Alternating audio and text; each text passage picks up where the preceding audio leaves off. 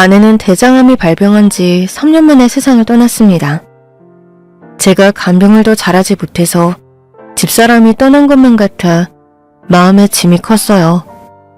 아들은 성인이 되어 밥벌이를 하고 있으니 저는 회사를 그만두고 아내가 생전에 하고 싶어 했던 일을 해보기로 결심했습니다.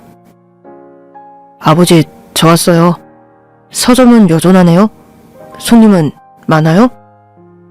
손님 많지. 요 앞에 중고등학교가 있어서 문제집이 많이 팔리고 청소년 소설도 꽤 나가지. 아내가 떠난 뒤 서점을 10년 동안 운영하는 사이에 아들은 결혼을 했고 귀여운 손녀도 태어났습니다. 손녀는 안 데리고 왔어? 혜진이 보고 싶었는데. 그 애엄마가 병원 데리고 갔어요. 감기 기운이 있어서요. 애들이 아프면서 크는 거라지만 좀 안 아팠으면 좋겠다. 네 엄마도 그랬지. 처음엔 소화가 안 된다고 병원에 갔다가 뒤늦게 대장암을 발견했잖냐. 그 아들, 너는 네 식구들 모두 건강하게 잘 지내줬으면 좋겠다. 저희는 아직 젊잖아요. 전 아버지가 더 걱정이에요. 혼자 지내시니까 누가 챙겨드릴 수도 없고요. 네가 한 달에 한 번씩 와서 얼굴 비추잖냐. 그거면 됐지. 뭘 더 바라겠냐. 그리고 서점 열고 나서 내 몸이 더 건강해졌어. 건강검진에서도 아무 이상 없다고 그러고. 아들은 제가 혼자 지내는 게 늘 마음에 걸렸는지 지금이라도 재혼을 생각해보라고 부추겼습니다. 아버지, 요즘 같은 시대엔 그 연세에도 재혼 늦지 않아요. 생각 있으시면 제가 한번 알아봐 드릴게요. 알아보긴 뭘 알아보겠다는 거냐. 난 지금 혼자 사는 것도 충분히 행복하다고. 혼자 외롭지 않으세요? 녀석 참, 늘 괜찮다니까 그러네. 이 애배는 서점에서 손님들을 매일 보잖냐. 그것만으로도 충분히 기쁜 삶이야. 그리고 네 엄마가 좋아하던 소설책도 매일 읽으니까 심심하지가 않다고. 그래도요. 생각은 바뀔 수도 있는 거니까 언제든 외로우시면 말씀하세요. 아들은 자기 가족 챙기기도 바쁠 텐데 매달 한 번씩 꼭 찾아와서 얼굴을 비추고는 돌아갔습니다. 늘 제가 혼자인 게 안타깝다고 말하면서요. 하지만 저는 이 생활이 나쁘지 않았습니다. 재미도 있고 시간도 참 잘 가거든요. 아무런 문제가 없었습니다. 서점문은 매일 오전 8시에 열었습니다. 제가 아침잠이 없는 편이기도 하고 심심하다는 생각이 들기 전에 서점문을 열고 어제 읽다만 책을 이어서 읽곤 했죠. 따뜻한 커피 한 잔과 현미빵, 그리고 소설책. 저에겐 그것이 최고의 아침이었습니다. 보통 오전 10시까지는 손님이 한 명도 없는 날이 대부분이었는데 그날은 8시가 되자마자 어떤 여자분이 책을 사러 들어오셨습니다. 아이고, 어서 오세요. 아침부터 책을 사러 오셨나 봐요. 네, 까먹기 전에 사두려고요. 여기 고전문학 많이 있죠? 제가 카미 책을 찾고 있는데 제목이 도통 기억이 안 나네요. 아, 그 알베르 카미 말씀하시는 거죠? 대표작이라면 혹시 이방인 말씀하시는 건가요? 맞아요. 이방인. 라디오에서 소개하는 걸 들었는데 꼭 읽고 싶더라고요. 그래서 읽기 전에 얼른 사야겠다 싶었어요. 예. 제가 바로 찾아드리겠습니다. 저는 책장 사이를 돌며 그 책을 찾기 시작했지만 아무리 살펴봐도 보이지 않더라고요. 그래서 창고 쪽으로 향하며 손님께 말했습니다. 손님, 그 책이 다 나간 모양입니다. 창고에 여유분이 있을 테니 잠시만 기다려주세요. 네, 천천히 하세요. 아직 출근 시간까지 여유가 있어서 괜찮아요. 서점 창고에는 아내가 생전에 읽던 책들이 버려지지 않고 고스란히 보관돼 있었고 그 밖에도 제가 아끼는 책들이 빼곡히 정리되어 있었습니다. 이윽고 손님이 찾던 책을 발견해 들고 나왔습니다. 여기 있습니다. 손님, 혹시 이 근처에 사시나요? 아니요, 집은 멀어요. 회사가 이 근처라서요. 그러시군요. 아무튼 자주 들러주시면 감사하겠습니다. 책 재밌게 읽으시길 바랍니다.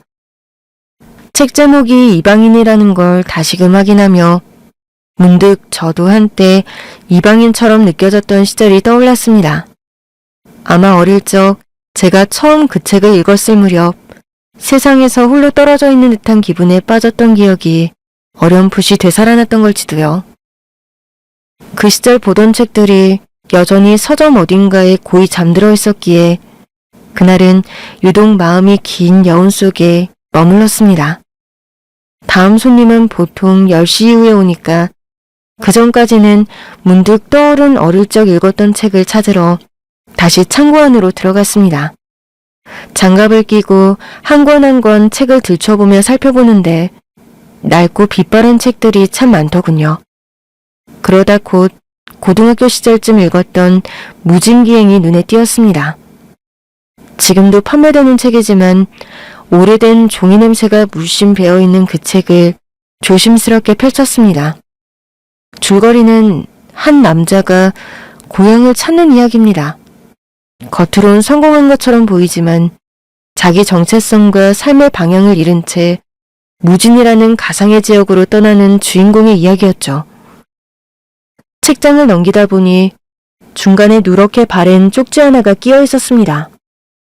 그것은 이 책을 선물해준 사람이 써준 오래된 편지였습니다. 저는 기억을 더듬으며 조심스레 그 편지를 펼쳤습니다. 현수야, 네가 우리 집에서 같이 지냈던 게 나는 참 기뻐. 넌 멋있고 착하고 똑똑하기까지 해서 정말 자랑스러운 친구였어. 비록 좋지 않은 일로 우리 집을 떠나게 되었지만 난 너를 잃고 싶지 않아. 나중에 훗날 꼭 다시 만나자. 이 책은 내가 재밌게 읽었던 건데 선물로 주고 싶었어. 공부만 하지 말고 재밌는 소설도 읽어봐. 우리가 재회하는 날을 기리면서 말이야. 안녕. 편지 속 그 글귀를 읽는 순간 잊고 있었던 기억이 선명하게 되살아났습니다. 아버지 없이 어머니와 단둘이 살던 저는 가난을 견디며 지내다가 아주 먼 지역에 있는 부잣집으로 들어가게 되었습니다. 어머니가 그 집에 파출부로 취직하셨고 저는 거기서 학교를 다니며 틈틈이 집안일을 도왔죠. 공부를 조금 잘했던 덕분에 주인집 딸 세린이는 거의 매일 제게 공부에 대한 질문을 했습니다. 현수야, 너 이 문제 풀 수 있어? 풀 줄 알지. 알려줄까? 그럼 너무 고맙지. 내 방에 가서 내가 모르는 문제 좀 알려줄래? 내가 맛있는 거 해줄게. 알겠어. 아주 먼 동네에서 와서 남의 집에 얹혀 지내는 이방인이었던 제게 세린이는 놀랄 만큼 다정했습니다.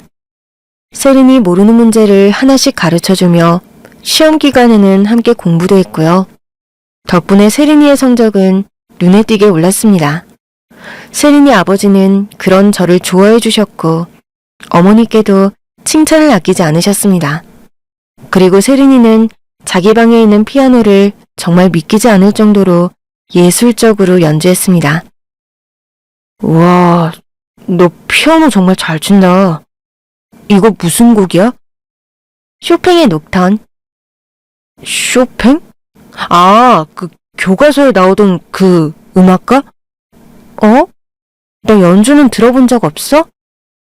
그냥 교과서에 나온 글만 읽었지. 음악 선생님이 들려주긴 했었던 것 같은데 잘 기억은 안 나. 현수, 너 공부는 잘하면서 예체능에는 관심이 없구나? 난 나중에 음대 가서 꼭 피아니스트가 될 거야. 진짜? 우와, 멋지다. 그럼 나중에 연주할 때 나도 초대해 줄 거야? 당연하지. 우리 집에서 같이 사는 친구인데 그 정도도 못 해주겠어? 자, 이제부터는 귀로 감상해. 세린이는 정말 피아노를 잘 쳤습니다. 마치 손끝에서 별빛이 튀어나오는 것 같았어요. 듣는 귀가 황홀할 정도로 그 시절 제가 알던 어떤 연주보다도 깊고 찬란했답니다. 저와 세린이는 서로에 대한 호감을 가지게 되었고 풋풋한 사랑을 시작했답니다. 특별한 데이트를 한 것은 아니었지만 늘 설레는 마음으로 한 집안에서 서로의 마음을 공유했죠. 그런 곳에서 이방인으로 1년을 아무 탈 없이 지냈는데 어느 날 큰 사건이 터졌습니다. 세린이와 함께 학교에서 돌아와 집에 들어서는데 거실 한복판에서 저희 어머니가 따기를 맞고 계셨습니다. 이 여자가 남의 집에 파출부로 들어오더니 안방만 이미 되려고 내 남편을 꼬셔? 사모님, 절대로 아닙니다. 사장님과 저는 아무런 사이도 아닙니다. 증거가 이렇게 있는데도 잡아떼겠다는 거야? 내 침대 바닥에서 당신 속옷이 나왔다고. 전 정말 몰라요. 왜 거기 있었는지 저도 이해가 안 됩니다. 사모님, 저 억울합니다. 저는 놀라고 분노한 마음으로 곧장 뛰어들어 엄마를 제 등 뒤로 숨기고 사모님께 외쳤습니다. 사모님, 저희 엄마는 그런 분이 아닙니다. 그리고 사장님도 아니라 하셨잖아요. 왜 그렇게까지 몰아가세요? 이놈이 지금 어른들 일에 끼어들어? 너도 한패냐? 우리 남편이 네 애비라도 됐으면 하고 바라는 거지? 그러고 보니 너도 우리 딸 방에 자주 드나들더니 너도 꿍꿍이가 있었던 거 아니야? 이 모자가 쌍으로 날 미치게 하네. 오늘 너희는 끝이야. 당장 내 집에서 나가. 그날 저는 얼굴에 푸르스름한 멍이 들 정도로 따기를 맞았습니다. 그리고 사모님은 짐을 싸서 당장 나가라고 호통쳤고 결정권이 없던 저희 모자는 억울하게 짐을 꾸려서 집을 나서야 했습니다. 이방인으로 왔으니 언젠가 떠날 줄은 알고 있었지만 이렇게 이유도 모른 채 누명까지 쓰고 쫓겨나게 되니 마음이 너무 무겁고 아팠습니다. 친구 세린이는 아무 말도 하지 못한 채 그 자리에 얼어붙은 듯 서 있었고 사장님도 사모님을 말리려다 포기한 듯 저희가 나가는 걸 그저 멀뚱히 지켜볼 뿐이었습니다. 이전부터 사모님은 의부증이 있어서 집안에서 사장님을 많이 혼내고 잡았는데 이번에는 그 화살이 저희 어머니께로 향했던 겁니다. 무슨 말을 해도 사모님은 저희 말을 믿지도 들으려고 하지 않았어요. 그날 저녁 주인집에서 쫓겨나 대문 앞에서 저희 모자는 당장 어디로 가야 할지 갈피를 잡지 못한 채 한참을 서 있었습니다. 결국 가까운 여관방에서 며칠을 지내기로 했고 어머니는 다음 날부터 일자리를 알아보러 매일 2발로 뛰어다니셨어요. 하지만 세상은 그렇게 쉽게 기회를 주지 않았고 일주일 내내 불안과 걱정이 그림자처럼 따라붙었습니다. 저는 다니던 학교를 계속 다닐 수 있을지도 알 수 없는 상황이었죠. 며칠 뒤 어머니께서 서울에 일자리를 구하셨다는 소식을 전해주셨고 저희는 떠나기로 했습니다. 그런데 어떻게 알았는지 떠나기 하루 전날 세린이가 저를 찾아왔습니다. 현수야, 미안해. 우리 엄마가 의심이 많아서 너희 어머니께 큰 잘못을 했어. 됐어. 네가 사과할 일은 아니지. 엄마랑 나는 서울로 갈 거야. 그렇게 됐구나. 그래, 이렇게 끝난 거야. 너희 집안과 우리. 이렇게 끝이야. 여기 올 필요는 없었는데. 아무튼 넌 잘못한 게 없어. 그리고 너와는 더는 할 말도 없고. 세린이에게 매우 냉정하게 말하며 돌아가라고 일러줬습니다. 그러자 한참을 울먹이고 서성이던 세린이가 마지막 말을 어렵게 열었습니다. 저기, 현수야. 나중에 꼭 찾아와 줄래? 어른이 되면 그때 말이야. 뭐하러? 너희 어머니한테 또 따기 맞으라고? 됐거든? 그리고 내가 떠나고 나면 생각도 안 날걸? 그래, 알겠어. 주인집 사모님이 씻을 수 없는 상처를 줘서 세린이가 좋게 보이지 않았습니다. 세린이는 마지막 선물이라며 저에게 책을 내밀었습니다. 현수야, 마지막으로 이 책 선물로 줄게. 나중에 읽어봐. 재밌을 거야. 그리고 꼭 나중에 다시 만나자. 저는 달갑지 않게 책을 받아들고 아무 말도 하지 않았어요. 세린이는 미안한 표정으로 잠시 머물다가 조용히 떠났습니다. 그게 벌써 40년이 넘은 일이네요. 저는 서점 창고에서 세린이가 마지막으로 선물해 주었던 책, 바로 무진기행을 들고 있었습니다.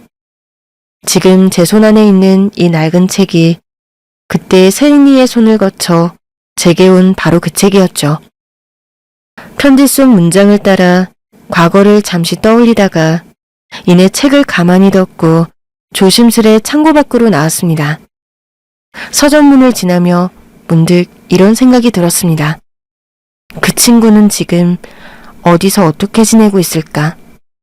혹시 정말로 어릴 적 말했던 그 꿈대로 세상의 무대 위에서 피아노 연주하고 있는 건 아닐까? 유명한 피아니스트가 되어 그 이름 석자가 빛나는 곳에 오르진 않았을까 하는 생각이 들었어요. 곧장 인터넷에 윤세린이라는 이름을 검색해봤습니다. 마음 한구석은 어딘가 설렘에 가까운 떨림으로 가득 차 있었죠. 하지만 검색 결과는 아무것도 없었습니다. 수많은 사람들의 이름과 사진 사이에 제가 찾고자 했던 친구는 없었습니다. 어쩐지 마음이 조용히 내려앉는 기분이 들었습니다.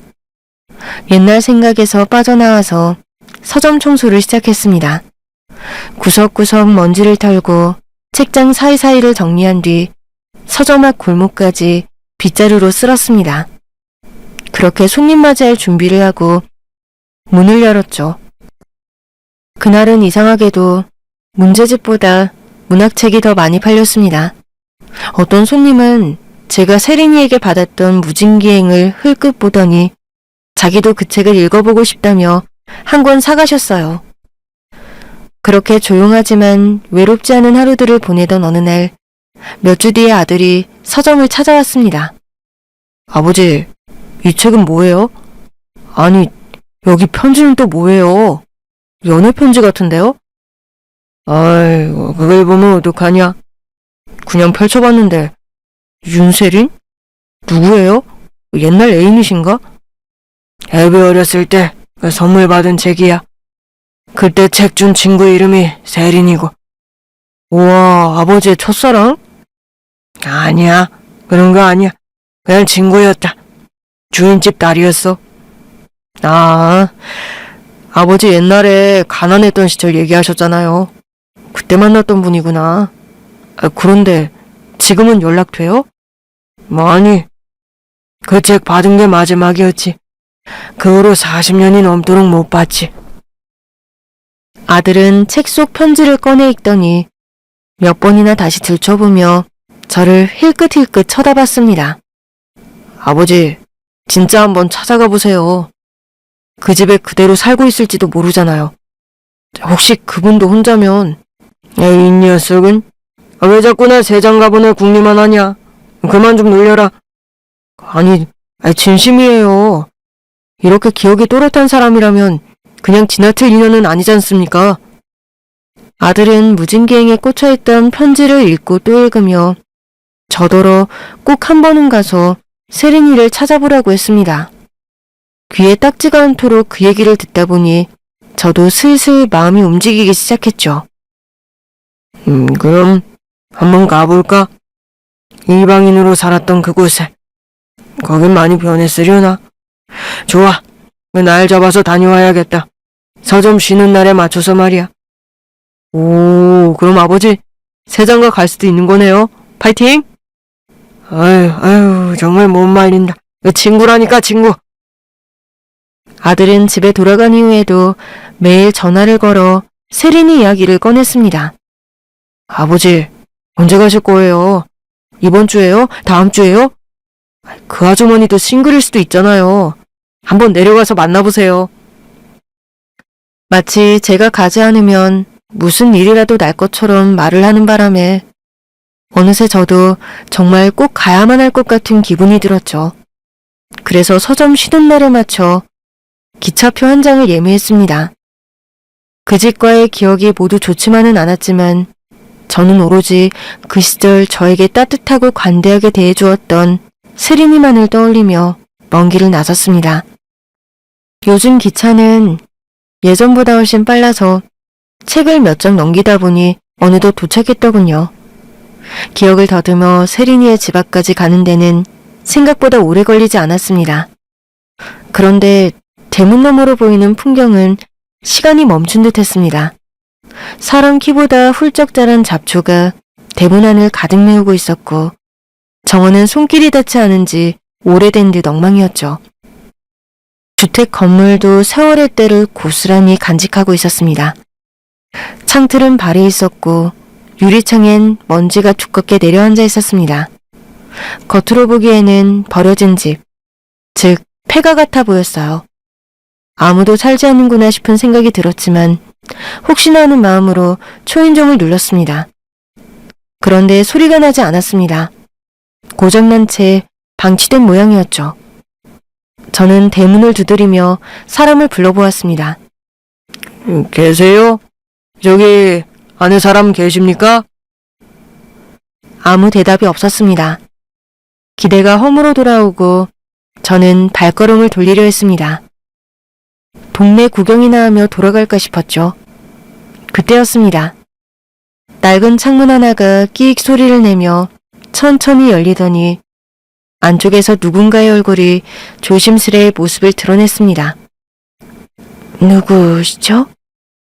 아, 예. 저기 혹시 이 집 주인 되시나요? 오래전에 잠깐 여기 살았었는데 그냥 구경 삼아 들렸습니다. 무슨 소리세요? 이 집은 우리 아빠가 직접 지으신 집이에요. 우리 가족만 살았는데요? 아, 저는 예전에 여기 잠깐 얹혀 살았었어요. 파출부 아주머니 아들이었습니다. 그러자 창 너머 잘 보이지 않는 그림자 속에서 여자가 다시 조용히 말을 이었습니다. 혹시 현수? 아, 예. 저 김현수입니다. 그럼 혹시 윤세린 씨? 대문 너머 창가에 보이는 흐릿한 여인의 목소리를 듣고 그녀가 세린이라는 걸 직감할 수 있었습니다. 마치 오래된 필름 속 한 장면처럼 세린이가 두 손으로 입을 가리며 놀라움과 반가움이 뒤섞인 표정을 지었고 이내 맨발로 잡초를 헤치며 현관을 나섰습니다. 철컥 대문이 열리자 그 속엔 세월에 잠긴 세린이가 있었습니다. 현수야, 너 정말 돌아온 거구나. 예. 저기 윤세린 씨 맞죠? 야, 윤세린 씨가 뭐냐? 친구한테 누가 그렇게 말해? 지난달에 서울 간다고 하더니 다시 온 거야? 지난달? 그제야 이상하단 느낌이 스치고 지나갔습니다. 그녀는 맨발이었고 입은 옷은 오래된 잠옷인지 행색이 말이 아니었죠. 세탁도 안 한 듯 때가 심하게 타 있었고 머리는 허리까지 내려와 엉켜 있었습니다. 예전에 단정하고 우아했던 세린이는 보이지 않았습니다. 야, 김현수, 혼자 온 거야?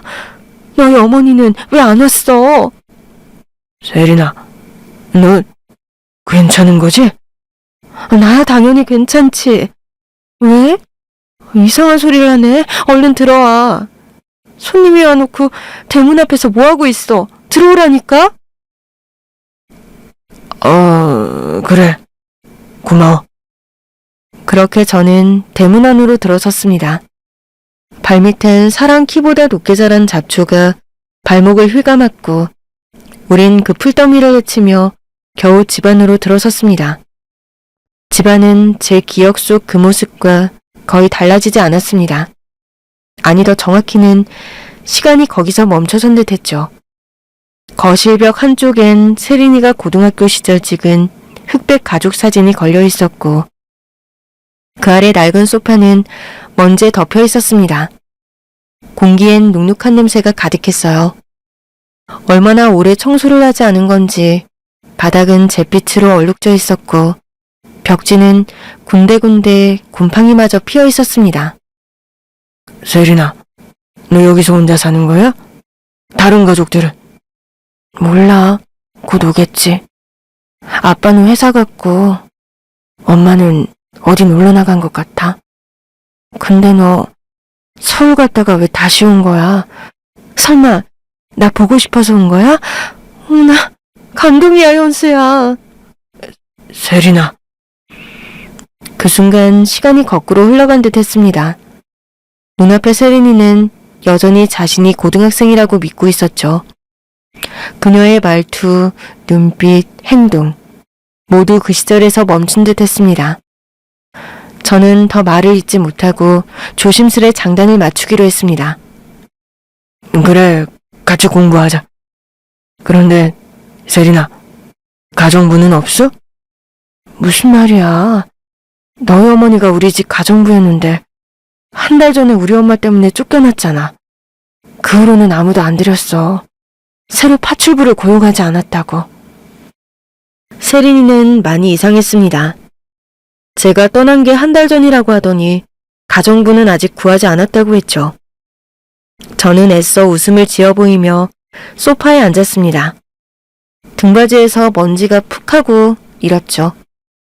그때 세린이가 제 얼굴을 빤히 들여다보며 고개를 갸웃거렸습니다.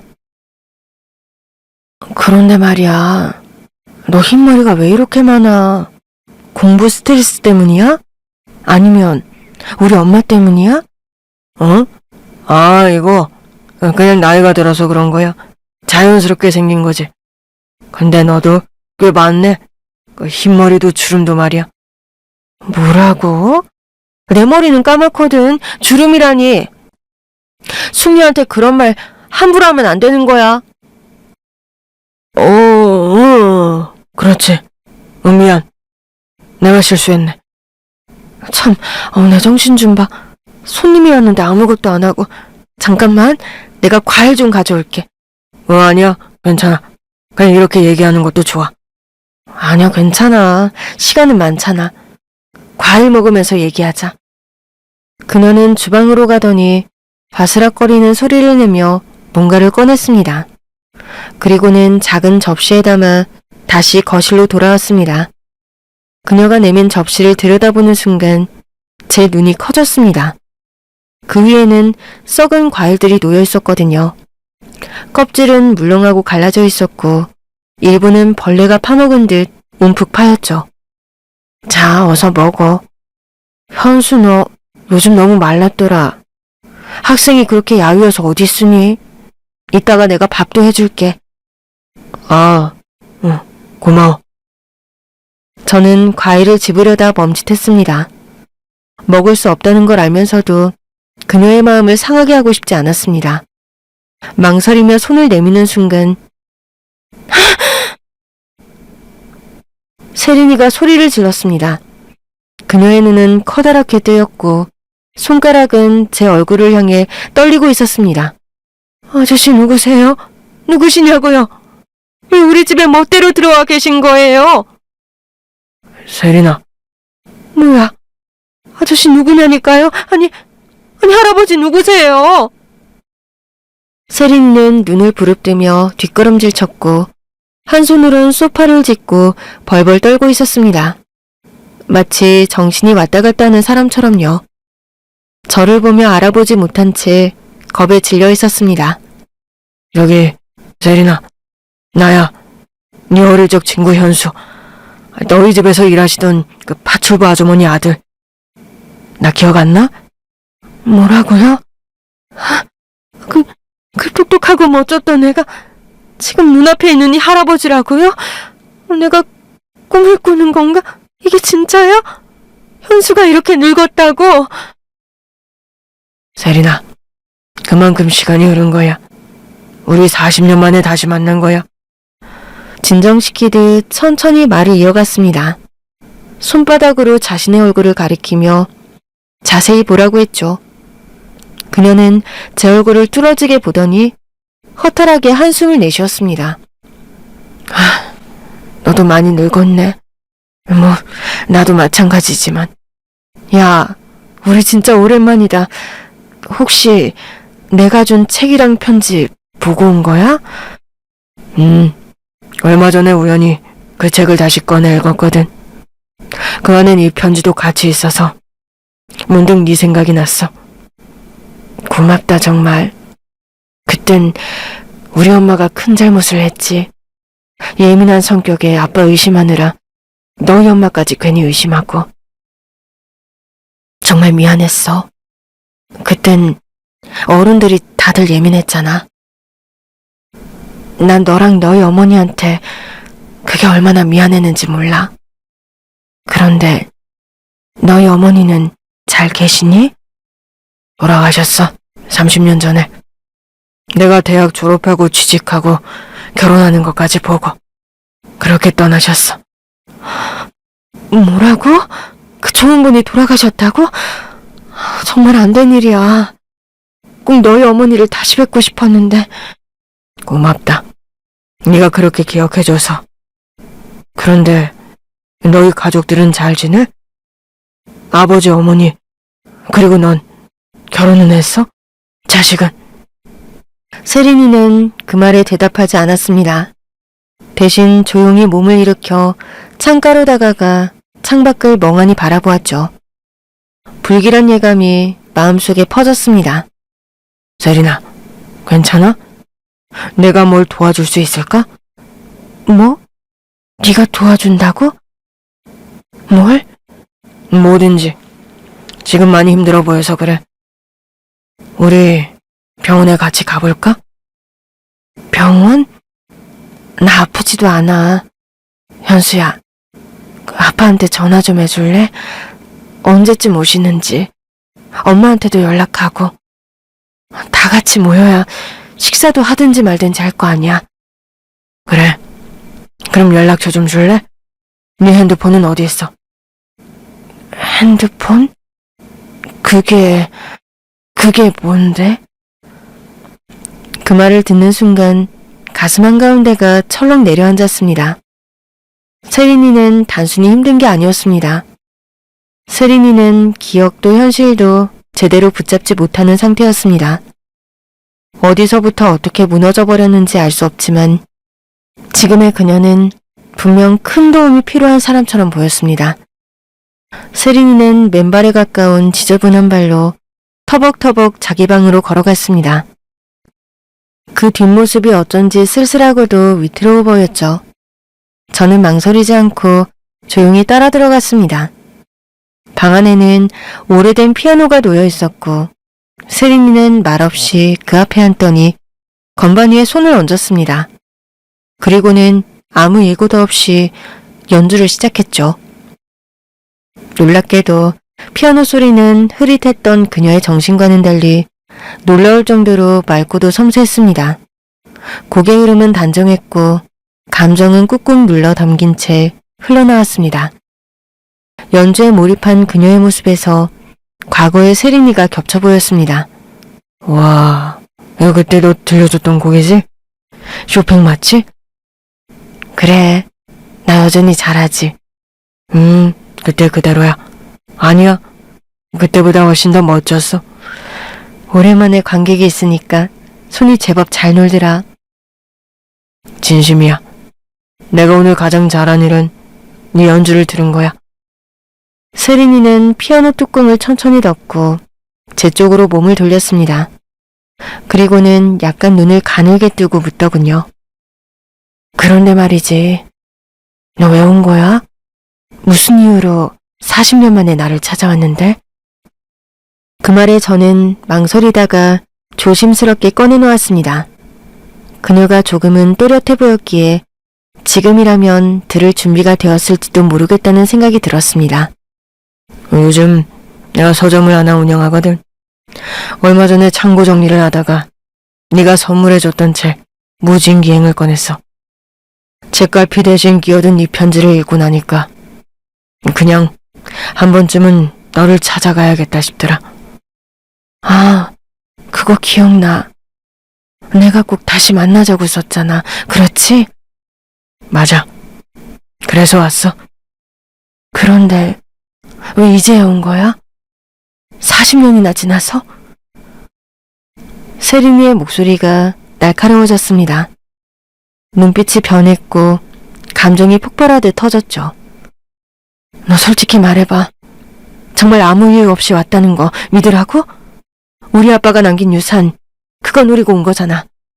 다른 아저씨들처럼 우리 아빠 재산을 넘보고 찾아온 거지. 아니야, 세린아. 아니야, 그런 거 아니야. 그냥 너 생각이 나서 온 거야. 정말로. 생각나서? 머리가 깨질 것 같네. 현수, 너 결혼은 했니? 그 질문에 잠시 말을 잇지 못했습니다. 세린이의 정신이 계속 오락가락해서 어떻게 대답을 해야 할지 판단이 서질 않았습니다.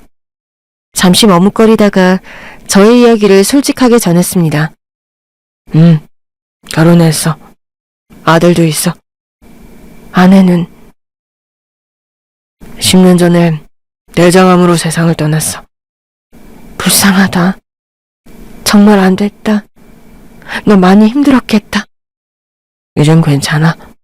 나 아주 잘 지내. 그런데 세린아, 이제 네 이야기도 좀 들려줄래? 가족들 얘기 해줄 수 있을까? 조심스럽게 아주 낮은 목소리로 말을 꺼냈습니다. 그녀는 한참 동안 말이 없더니 이윽고 눈시울을 붉히며 입을 열었습니다. 우리 아빠 10년 전에 돌아가셨어. 엄마도 거의 비슷한 시기에 세상을 떠나셨고. 그랬구나. 유감이야. 그럼 다른 가족은? 나 결혼했었어. 근데 오래 못 갔어. 남편이 손찌검을 했거든. 결국 버티지 못하고 도망치듯 집으로 돌아왔지. 부모님이랑 같이 지내다가 지금처럼 혼자가 돼버린 거야. 가족이 이제는 아무도 없구나. 안쓰러운 눈빛으로 세린이를 바라보자 그녀는 아무 말 없이 다시 피아노 앞에 앉아 연주를 시작했습니다. 불안정한 정신과 달리 손끝은 여전히 정교했고 음표 하나하나가 살아 움직이는 것 같았죠. 저는 숨소리조차 삼키며 연주를 들었고 곡이 끝날 때마다 두 손을 들어 박수를 쳤습니다. 하지만 감동보다도 머릿속은 점점 복잡해졌습니다. 이 상황을 어떻게 해야 할까? 그녀는 분명 도움이 필요한 상태인데 내가 할 수 있는 건 고작 박수를 치는 것뿐이라니. 저는 조심스럽게 핸드폰을 꺼내 정신질환 응급상황 같은 키워드로 검색을 해봤습니다. 여러 가지 글이 나왔지만 확실한 건 하나였습니다. 지금은 의료적 개입이 필요하다는 것이었습니다. 결국 119에 신고했습니다. 여보세요? 도움이 필요합니다. 마음이 아픈 친구가 혼자 지내고 있습니다. 제대로 먹지도 못하고 정신 상태도 불안정해요. 어디에 연락을 해야 할지 몰라 119에 전화했습니다. 제 친구 좀 도와주세요. 상담원은 주소를 묻기에 빠르게 위치를 알려주고 그녀의 상태에 대해 최대한 간략하게 설명을 했습니다. 그 사이 세린이는 여전히 아무것도 모르고 연주에 몰입해 있었습니다. 피아노 앞에서 해맑게 웃으며 또 다른 곡을 연주하던 모습은 마치 피아니스트처럼 아름답지만 슬펐습니다. 이윽고 구급대원이 도착했습니다. 저는 재빨리 나가 그들을 맞이했고 집 안으로 데리고 들어오며 말했습니다. 직접 보세요. 말로는 다 설명 못해요. 제발 좀 도와주세요. 부탁드립니다. 저희가 대화를 나누는 사이 세린이가 갑자기 연주를 멈췄습니다. 피아노 뚜껑을 쾅 닫더니 화들짝 돌아서서 소리를 질렀습니다. 당신들 누구야? 세린아, 괜찮아. 이분들 널 도우러 오신 분들이야. 우리 병원에 가자. 닥쳐. 너도 현수 너도 결국 다른 인간들이랑 똑같잖아. 아빠가 남긴 재산 같은 건 없다고. 다 꺼져. 그런 게 아니야. 세린아, 아무도 그런 거 관심 없어. 네가 지금 너무 아파 보여서 치료가 필요해서 그래. 내가 같이 갈게. 이분들 구급대원이야. 병원에 가자. 가까이 오지 마. 입 닥치고 뒤로 물러서 더 가까이 오면 나 여기서 뛰어내릴 거야. 세인아, 여기는 너희 집 거실이야. 뛰어내릴 데가 없어. 그러네. 어라? 현수야, 네 뒤에 있는 사람들 누구야? 세린이의 시선은 허공을 향하고 있었습니다. 정말 심각한 수준으로 보였습니다. 그 모습을 본 구급대원 한 명은 조용히 옆으로 빠져 전화를 걸었습니다. 아마 정신과 응급지원팀에 연락하는 것 같았습니다. 집안은 피아노 소리가 사라진 대신 긴장과 침묵만이 흘렀습니다. 전문가로 보이는 사람이 다정한 말투로 세린이에게 조심스레 말을 건네자 놀랍게도 세린이는 마치 어린 소녀처럼 눈을 반짝이며 대답하기 시작했습니다. 말이 많아진 그녀는 자신의 유년 시절부터 시작해 결혼과 이혼, 부모님의 죽음까지 모든 삶의 조각들을 하나하나 꺼내놓은 듯 이야기했죠. 그러다 울먹이더니 상담사의 손을 꼭 잡고는 조용히 구급차에 올랐습니다. 나 혼자 가는 거 무서워. 현수야, 같이 타자. 그래, 내가 옆에 있을게. 걱정하지 마. 아주 오랜만에 손님이 왔는데 내가 이런 꼴이라니 창피하다. 미안해, 현수야. 뭐가 미안하니? 친구끼리 창피한 게 어딨어. 걱정하지 마. 이제 다 괜찮을 거야. 널 도와줄 테니까 염려하지 마. 구급차 안에서는 둘 다 조용했습니다. 말 대신 손을 잡고 앉아 있었죠. 몇십 년 전에도 그저 책상 너머에서 서로를 바라보며 그렇게 조용히 마음을 나눴던 기억이 떠올랐습니다. 병원에 도착하자 세린이는 자신의 상태를 어렴풋이 인식하고 있었는지 입원 동의서에 서명을 하고 조용히 병실 안으로 들어갔습니다.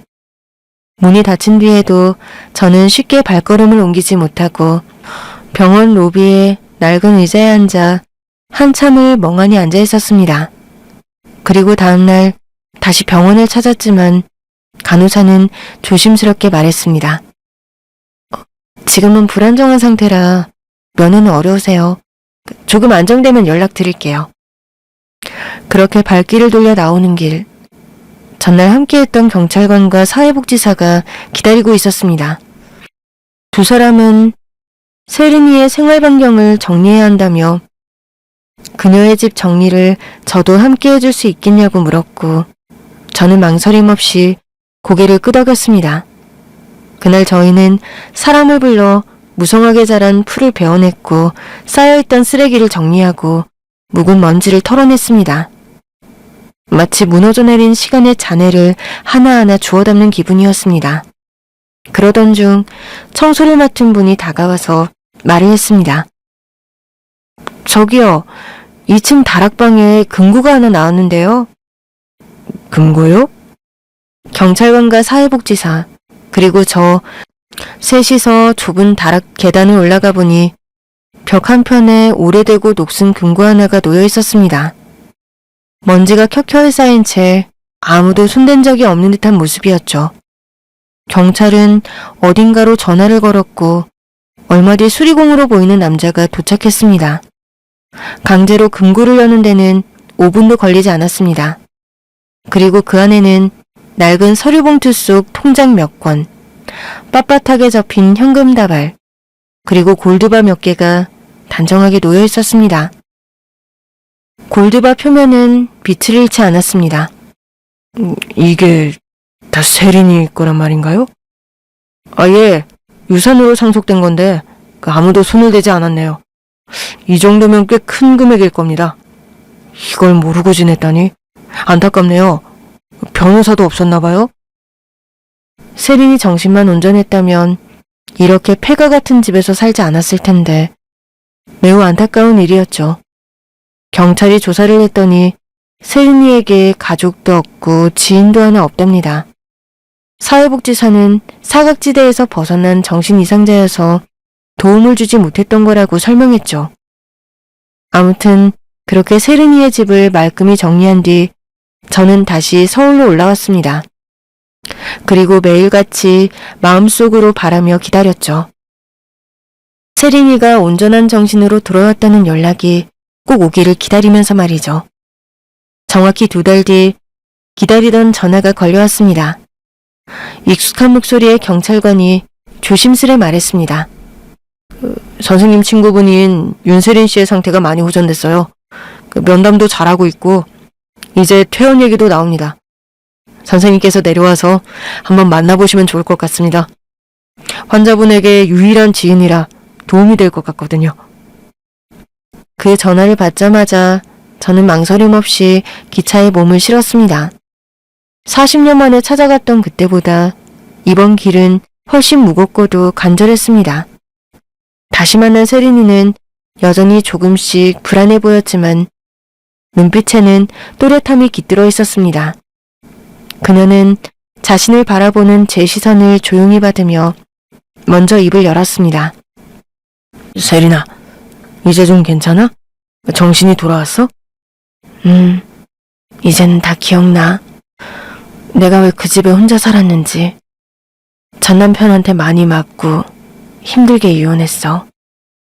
그 후엔 부모님이랑 살았는데 2분 다 돌아가시고 나니까 그냥 나도 같이 무너진 거야. 세린이는 잠시 말을 멈추고 창밖으로 시선을 돌렸습니다. 그러다 다시 조용히 말했습니다. 그래도 완전히 미쳐 있었던 건 아니었어. 가끔은 정신이 돌아오기도 했거든. 다만 너무 외로웠어. 그랬구나. 네가 얼마나 힘들었을지 이제야 조금은 알 것 같아. 지금은 집으로 돌아갈 수 있겠어? 현수 네 덕분이야. 아니었으면 난 아직도 거기서 그렇게 살았을 거야. 정말 고마워. 퇴원은 가능하다고 하던데. 이제 정기적으로 약만 타러 오면 된대. 아무튼 네 덕에 이젠 나도 괜찮다고 느껴져. 다행이다. 정말 다행이야. 그날 저는 세린이의 손을 꼭 잡고 다시 그녀의 집으로 돌아갔습니다. 무성했던 잡초와 먼지가 가득하던 폐가 같은 집은 이제 그녀가 새롭게 살아갈 공간이 되어야 했습니다. 세린이는 이사를 갈 생각은 전혀 없다고 했습니다.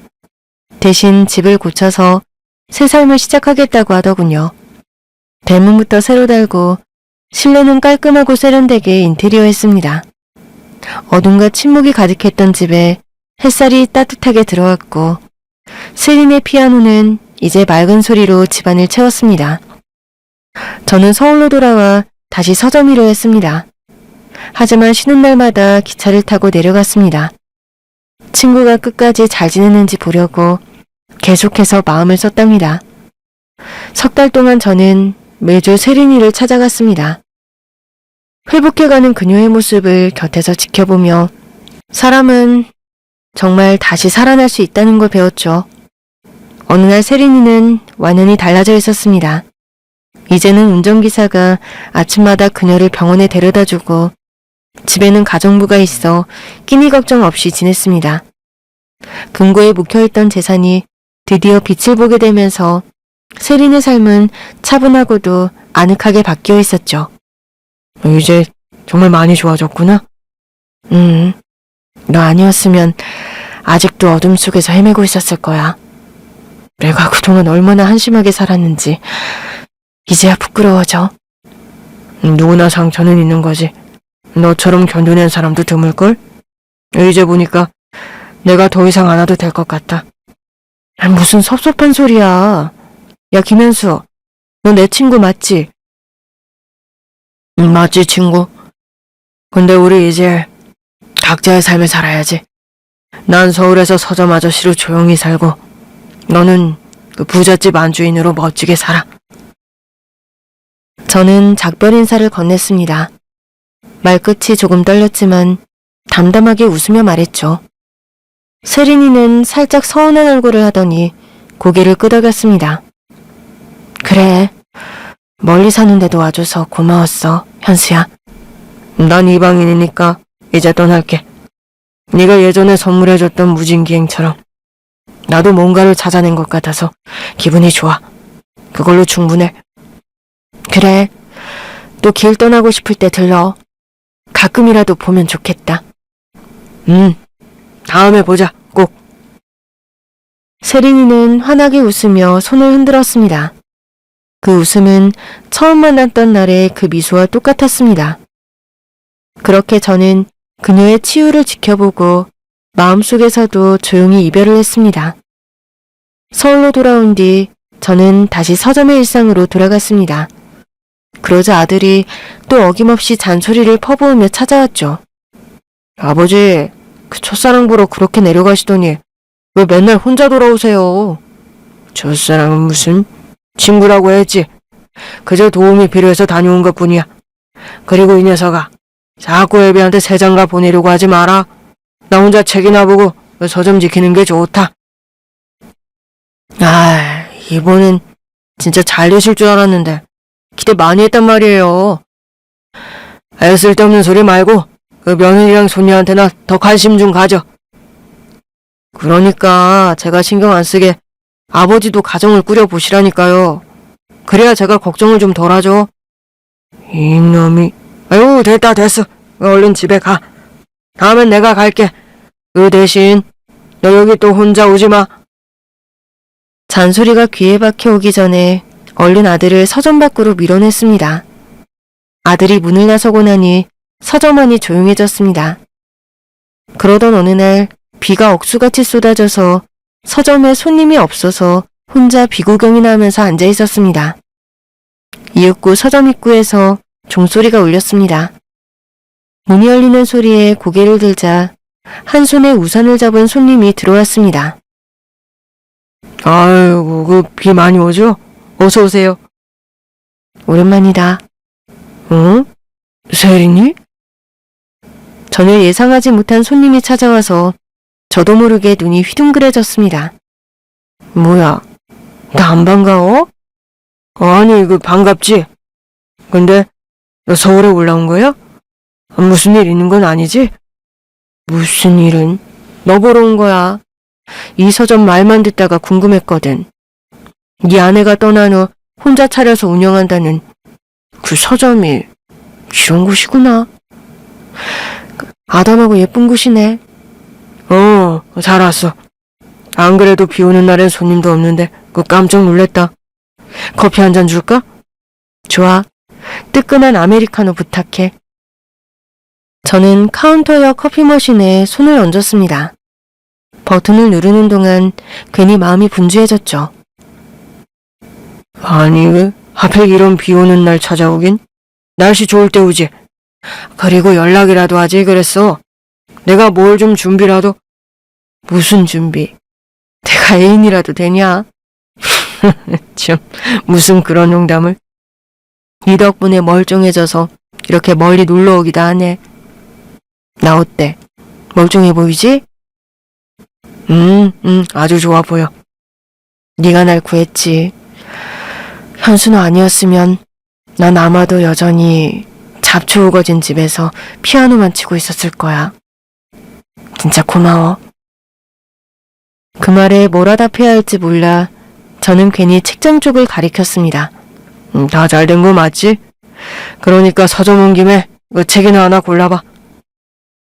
어색함을 가르듯 그렇게 말을 던졌습니다. 세린이는 한동안 책장을 훑더니 조심스레 한 권의 소설책을 꺼냈습니다. 바로 제 아내가 생전에 가장 좋아하던 로맨스 소설이었죠. 이거 재밌겠다. 정신 차리고 나니까 괜히 더 외롭더라 사람이.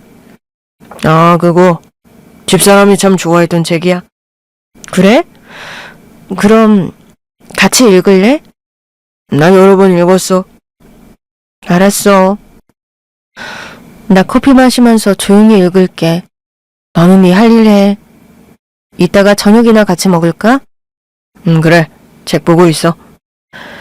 세린이는 조용히 창가 테이블에 앉아 책을 펼쳤습니다. 창밖에선 여전히 빗줄기가 서점 유리창을 두드리고 있었고 실내엔 따뜻한 커피향이 감돌았습니다. 저는 세린이의 조용한 뒷모습을 힐끗 바라보다 괜히 먼 책장 정리를 하는 척 시간을 보냈습니다.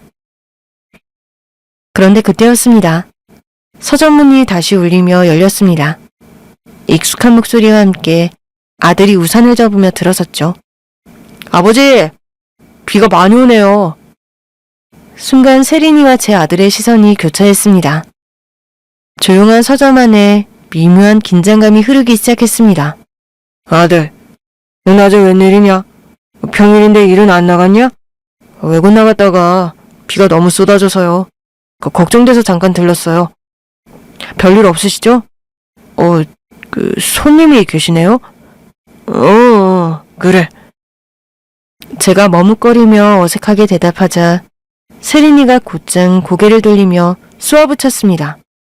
현수야, 너 너무한다. 아들이 왔으면 소개부터 해야 하는 거 아니니? 미안, 세린아. 아들이 갑자기 나타나니 정신이 없었네. 아들, 인사드려. 아빠의 오래전 친구야. 혹시 설마 아버지가 매주 내려가서 만나던 그분? 그래. 몸이 좀 안 좋아서 내가 몇 번 내려갔었지. 그 친구 맞다. 그 말을 듣자 아들의 얼굴이 환해졌습니다. 창밖에선 여전히 장대비가 내리는데 아들의 얼굴엔 무지개가 걸린 듯 웃음이 번졌습니다. 여사님, 처음 뵙겠습니다. 저희 아버지랑 잘 지내시죠? 자네 아버지 덕에 내가 살아났지 뭐야. 근데 아들 얼굴 보니까 젊었을 적 현수랑 꼭 닮은 것 같네. 아주 잘생겼어. 아유, 과찬이십니다. 그런데 저희 아버지 첫사랑 맞으시죠? 뭐? 현수가 그래? 세린이는 그 말에 얼굴이 순식간에 새빨개지더니 황급히 고개를 숙이고 책장을 넘기며 시선을 피했습니다. 저는 아들놈을 노려보며 손짓으로 조용히 하라고 신호를 보냈습니다. 이 자식아, 그 친구라고 몇 번을 말해 알아들어? 아버지, 남녀 사이에 친구는 없어요. 아무튼 제가 두 분 시간 방해하는 것 같네요. 좋은 시간 되세요. 전 사라지겠습니다. 뭐? 오자마자 그냥 가겠다고? 아들은 피식 웃으며 뒤도 안 돌아보고 서점문을 열고 나가버렸습니다. 종소리와 함께 비가 다시 들이치는 가운데 문은 천천히 닫혔고 서점은 다시 조용해졌습니다. 세린이와 저는 한동안 아무 말 없이 각자의 자리에서 시간을 흘려보냈습니다. 책장을 넘기는 소리만 창밖 빗소리와 섞여 흘러나왔습니다. 저녁 시간이 되어 서점문을 닫고 세린이와 밖으로 나왔습니다. 다행히 비가 그쳐서 우리는 우산도 없이 근처 식당까지 무사히 걸어 들어갔습니다. 따뜻한 국물 냄새가 피어오르는 자리에 앉으니 문득 아들의 장난이 떠올라 말문을 열었습니다. 내 아들이 좀 짓궂지? 요즘 아주 날 새장가 보내겠다고 별별 수작을 다 부려. 그래서 너는 어때? 정말 새장가 가고 싶어? 그게 무슨 소리야. 나는 그냥 서점에서 조용히 책 보고 그렇게 늙어가는 게 좋아. 그게 제일 나다워. 아직도 세상 떠난 아내를 못 잊는 거지? 서점도 네 아내가 하고 싶어 하던 일이었다면서. 현수 너 좀 멋지다. 뭐 시키는? 그냥 이 삶이 익숙하고 좋아. 크게 바라는 것도 없고 이렇게 살아가는 게 나한테 딱 맞아. 너는 요즘 어때? 나야 뭐 돈 많으니까 여유롭게 잘 놀고 있지. 병원도 안 빠지고 다니고 이제는 나를 좀 더 돌보면서 살고 있어. 저희는 빤히 다 아는 이야기들을 조용히 주고받으며 식사를 마쳤습니다. 별다른 것 없는 대화였지만 오히려 그런 말들이 오랜 친구 같아서 좋았죠. 식사를 끝내고 세린이는 창밖으로 고개를 돌리더니 밖에서 기다리는 운전기사를 손가락으로 가리켰습니다. 나 간다. 다음엔 네가 놀러와. 그래, 시간 내서 갈게. 세린아, 건강 잘 챙기고 잘 지내라. 나도. 그럼 다음에 보자. 세린이는 그렇게 말하고 기사와 함께 차에 올라 떠났습니다. 뒤돌아보지 않았지만 저는 오래도록 그 차가 사라지는 길을 바라봤습니다. 그 뒤로 저는 세린을 다시 만나러 내려가진 않았습니다. 가끔 안부 전화를 주고받는 사이로 지내고 있죠. 마음 한켠엔 늘 그 시절의 세린이와 그 집의 풍경이 아련하게 남아 있습니다. 어릴 적 저는 그 집의 이방인이었습니다. 세린의 아버지 집에서 조심조심 살다 떠났고 세월이 흘러 이방인이라는 책 한 권을 손님이 사는 걸 보고 괜히 창고를 뒤지다 선물 받았던 무짐기행을 꺼내들고 그 책 사이에 편지를 읽고는 충동이 일어나 어머니와 객식구로 지내던 그 집으로 떠났습니다. 그리고 어릴 적 친구를 만나 상처 입은 마음을 마주하고 치유를 돕고 다시 돌아오게 된 여정. 마치 한 편의 짧은 드라마 같지 않았나요? 다음에는 또 어떤 일이 일어날까요? 이번처럼 마음이 아픈 일이 아니었으면 좋겠습니다.